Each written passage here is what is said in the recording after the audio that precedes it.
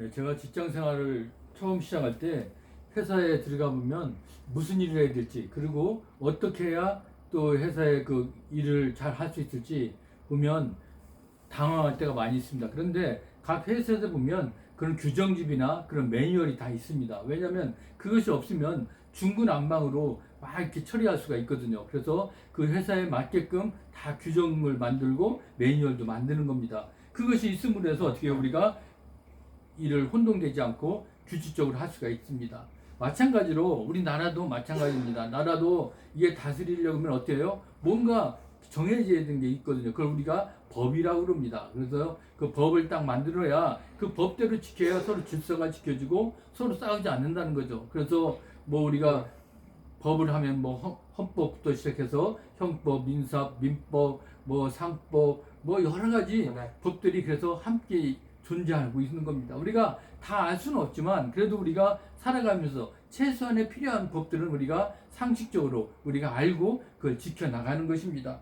그것은 바로 왜요? 우리가 어떤 상황이 닥쳐있더라도 어떤 힘든 상황이 있더라도 우리가 지혜롭게 다 이겨내가려면 그런 매뉴얼이나 그런 규칙이 있어야 되죠. 그래야 우리가 위기의 순간이 있을 때도 어떤 이런 위기가 닥치면 이렇게 처리해야 되면서 이 나라도 그래서 다 그런 매뉴얼들을 만들어 놓고 있는 겁니다. 그런데 실제적으로 또 그런 상황이 닥치면 좀 우왕좌왕하게 되죠. 왜 그렇습니까? 항상 우리는 어때요? 그런 아무리 완전한 것 같았더라도 어떻게 해요? 우리는 습관이 있기 때문에 이게 제대로 굴러가지 못할 때도 있다는 것을 알 수가 있습니다. 그런데 우리 예수님도 우리들에게 뭐요? 매뉴얼처럼 가르쳐 준 게 있습니다. 그게 뭘까요? 오늘 우리 말씀에 보면 뭐가 있어요? 하나님, 우리를 어떻게 하면 기도하면 좋겠습니까? 그 기도의 그런 방법에 대해서 오늘 예수님이 제자들에게 오늘 말씀하신 거, 그 말씀이 오늘 우리들에게도 동일하게 적용이 되면서 우리도 기도할 때 이렇게 기도하는구나, 그런 것을 우리에게 가르쳐 줬다는 겁니다. 오늘 그 기도의 그 내용을, 그 지침을 우리가 같이 한번 나누기를 원하는데, 우리가 잘 아는 이 말씀은 우리가 잘 아는 주기도문이라고 하는 곳에 나타나 있기도 합니다. 자, 그러면 예수님은 이제 늘 기도하는 시간을 가진 걸 아실 거예요. 그래서 혼자 예수님은 한적한 곳에 가서 새벽 미명에 기도했다. 여러분 다 아시잖아요. 그렇게 하신 건 뭐예요? 그 예수님은 기도할 동안에 아마 하나님을 더 만나는 그런 시간을 더 가졌을지도 모르겠습니다. 아마 그렇게 늘 예수님은 기도하고 내려오니까 제자들은 궁금했을 거야. 예수님은 도대체 기도를 어떻게 할까? 얼마나 궁금했겠어요. 그래서 오늘 제자 중에 요한이 오늘 물어보는 겁니다. 주님이 그 기도를 한 거 좀 우리들에게도 가르쳐 주시옵소서. 그래서 우리도 그 기도를 좀 하고 싶습니다. 그런 내용으로 아마 물어봤겠죠. 그래서 어떻게 보면 세례 요한은 아마 그 기도의 내용이 궁금했을 것입니다. 어떻게 기도하면 하나님한테 더 인정받고 하나님의 자녀로 우리가 살아가는데 부족함이 없을까? 그런 마음이 들었어서 물어봤을 텐데, 예수님께서는 오늘 우리들에게 기도의 매뉴얼, 기도의 지침을 오늘 말씀해 주시고 있다는 것을 우리가 본문을 통해서 알 수가 있는데, 잠깐 우리 다시 한번 본문을 통해서 우리 같이 나누기를 원하는 것입니다. 이미 예수님은 기도를 가르친 장면이 이 지금 읽은 우리 이 누가복음뿐만 아니라 어때요? 마태복음 6장에도 나옵니다. 또 11장에도 나옵니다. 계속해서 예수님은 산상수훈을 할 때나 언제 늘 그 기도에 대해서 많이 가르쳐 주고 있었다는 것입니다. 그런데 오늘 본문의 상황과 좀 다르기도 하죠. 그런데 핵심적인 것은 뭘까? 가장 잊어버리지 않는 중심적인 건 뭘까? 그것은 바로 어때요? 아버지 중심이었다는 겁니다. 기도할 때 가장 중요한 건 내가 상대가 있어야잖아요. 누구한테 하느냐 이거요. 그냥 기도 누구한테 합니다. 누가 할까요? 하나님. 이제 오늘 기도의 상대가 있는데 그게 바로 우리가 하나님을 향해서 하고 있다는 거예요. 그걸 우리는 뭐라고요? 하나님 아버지요. 그렇게 기도하는 거예요. 그래서 우리가 늘 기도할 때 어떻게 해요? 하나님 아버지 그렇게 기도하는 겁니다. 오늘 그렇기 때문에 이렇게 기도한다고 하라고 해서 너희들이 예수님께서 너희 기도할 때 뭐요? 아버지요. 이름이 거룩하기를 가죠. 아버지요. 바로 하나님 아버지를 불렀다는 것입니다. 우리의 기도의 상대가 누구라고요? 하나님 아버지라는 거예요. 그렇기 때문에 늘 우리는 그것을 잊어버려서는 안 된다는 것입니다. 하나님 아버지께서 우리를 이 땅에 보내주셨고 우리가 그분의 뜻을 따라서 우리가 오늘도 살아가고 있습니다. 그런데 우리가 여의치 않잖아요. 힘들잖아요. 뭔가 일이 풀어지지 않는다는 겁니다. 또 우리가 고난 가운데 빠질 때도 있고요. 우리가 역경이 있을 때도 있고요. 언제나 우리들에게는 쉬운 좋은 환경만 있는 게 아니라 힘들고 어렵고 있을 때 그때 우리가 찾을 분이 누구라고요? 하나님 아버지요 우리의 기도를 들어달라고 우리가 기도를 하는 건데 그것은 바로 어떻게 해요? 그만큼 아버지께 우리가 영광을 돌리는 그런 기도의 그런 마음의 자세가 먼저 필요하다는 겁니다. 하나님 아버지께서는 왜 분명히 우리 기도를 들어주실까요?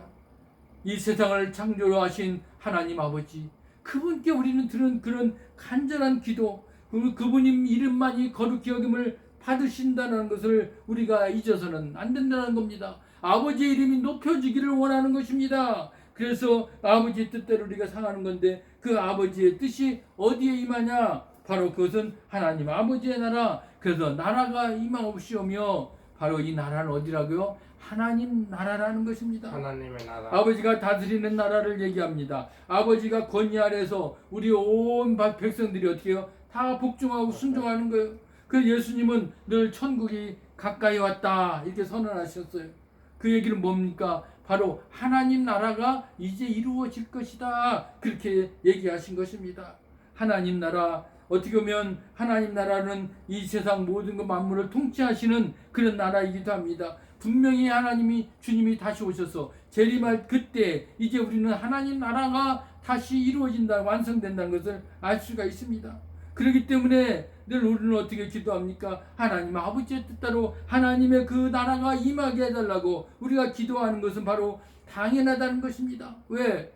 우리는 이제 하나님의 나라 이제 주님이 다시 오셔서 그 영원한 하나님의 나라에 우리는 다 들어갈 수가 있잖아요. 그런 소망감이 있잖아요. 우리는 그 천국에 가는 그런 소망이 다 있기 때문에 하루속히 주여 오시옵소서. 우리가 이 성경의 제일 마지막 구절이에요. 아멘 주 예수여 오시옵소서. 왜 그렇게 구합니까? 하나님이 빨리 오셔서 이제 우리가 더 좋은 그런 곳에서 천국에서 영원토록 우리는 세세토록 살고 싶은 마음들이 있기 때문에 우리는 그 기도를 이제 하자는 겁니다. 그것이 바로 이 성경의 제일 마지막 구절이기도 하고요. 그렇기 때문에 우리는 늘 어디에 관심을 가져야 되니까 세상 나라에 그냥 관심 갖는 게 아니라 우리는 하나님 나라를 이루려는 거예요. 그 하나님 나라를 이루려면 어떻게 합니까?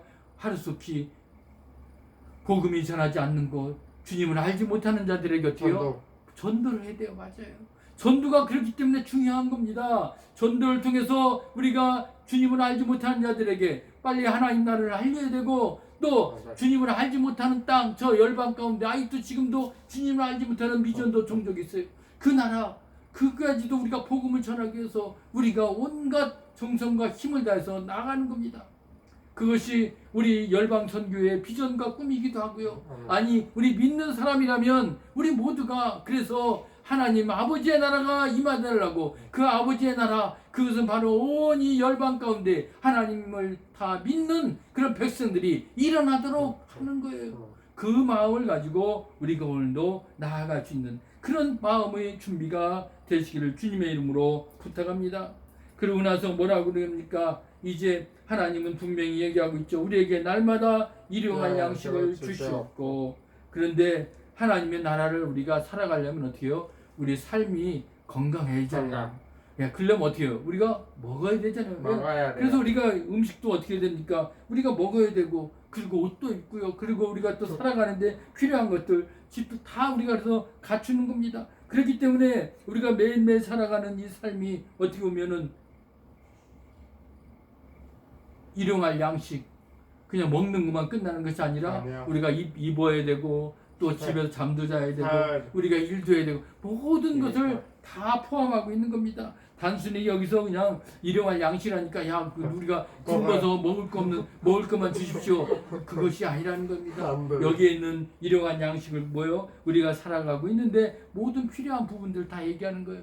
먹는 것뿐만 아니라 입는 거, 자는 거, 그리고 우리가 일을 하는 모든 것까지 다 그것을 어떻게 해요? 우리가 구하는 것입니다. 이루어달라고 주님. 그래서 우리가 그것을 꼭 이루어가는데 부족하지 않도록 우리가 그것을 통해서 주님의 일을 온전하게 감당하게 해달라고 우리가 구하는 것입니다. 얼마나 필요한 기도입니까? 이 기도를 통해서 우리가 어떻게 해요? 우리가 주님의 자녀로서 살아가는데 우리가 일을 감당할 수 있고요. 이웃을 사랑할 수 있고요. 그런 모든 것을 다 감당할 수 있습니다.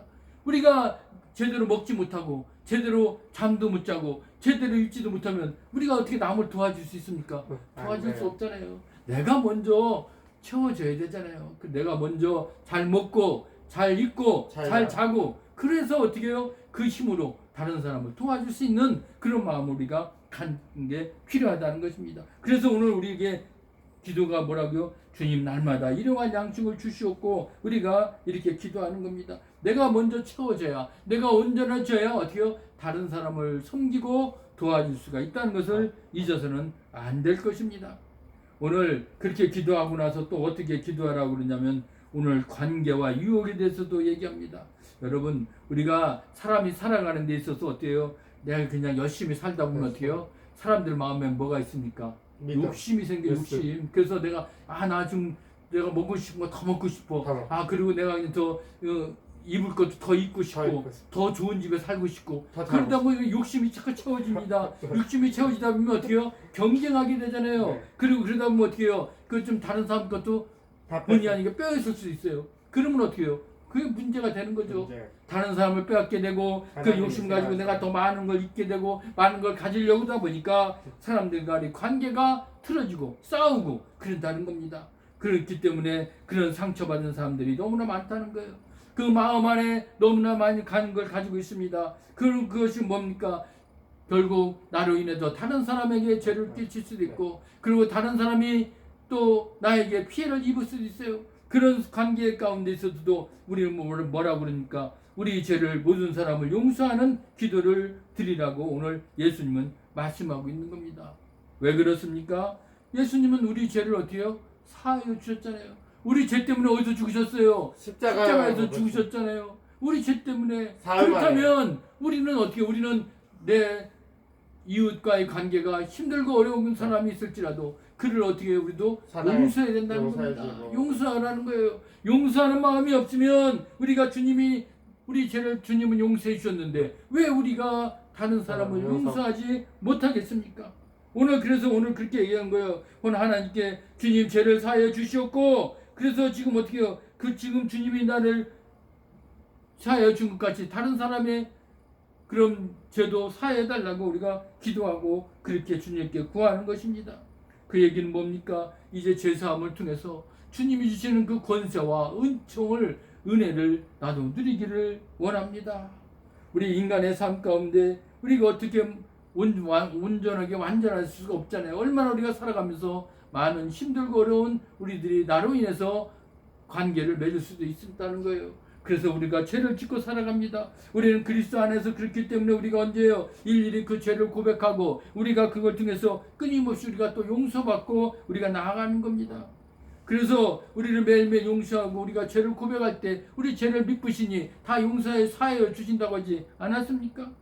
그렇기 때문에 우리는 용서해달라고 빌어서 용서받는 것이 아니라 우리 주 예수님 그분을 내가 믿음으로써 우리는 용서받은 자라는 것을 기억해야 될 것입니다. 그래서 죄도 사하여 주시옵고 이렇게 기도한다는 거 우리가 매일매일 이런 용서의 은혜를 우리가 누리는 자라는 것을 우리가 잊어서는 안 될 겁니다. 이렇게 용서를 받은 자로서 우리는 마땅히 우리에게 죄 지은 자를 어떻게 해요? 그들도 용서할 줄 알아야 될 것인 줄 믿습니다. 여러분 우리 용서하는 마음, 사랑하는 마음이 있을 때 그게 진정으로 어떻게 해요? 더 속이 깊어지는 거예요. 사람을 미워하고 속이면 어떻게 보면 하나님께 범죄하는 일이 되는 것입니다. 어떻게 보면 우리가 그렇게 범죄자로 살아갈 수는 없잖아요. 그렇기 때문에 오늘도 하나님이 나를 용서해 주셨는데 나도 다른 사람을 용서하는 마음으로 나아갈 때 오늘 우리들도 주님이 나를 위해서 그 주신 귀한 은혜와 은총을 우리도 누리며 나아갈 수 있을 것입니다. 그렇다면 오늘 이렇게 기도하라는 이 말씀을 가지고 우리가 오늘 어떻게 우리도 기도해야 될까? 어렵지는 않습니다. 먼저 기도하는데 가르쳐 주신 말씀 첫 번째가 뭐예요? 아버지의 이름, 아버지의 나라, 하나님의 나라를 위해서 기도하라는 거죠.